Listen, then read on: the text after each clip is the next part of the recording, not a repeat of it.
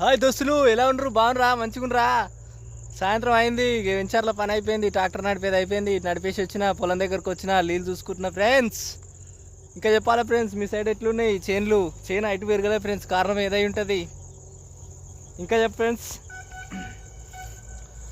జై జవాన్ జై కిసాన్ ఫ్రెండ్స్, జై శ్రీరామ్, భారత్ మాతాకి జై ఫ్రెండ్స్. ఇప్పుడు చూస్తున్న డ్యాన్స్ మాస్టర్ అంటే ఎవడో వాడు ఎట్లా తయారయ్యారు చూడండి ఫ్రెండ్స్. లవ్ జిహాద్ అంట ఫ్రెండ్స్.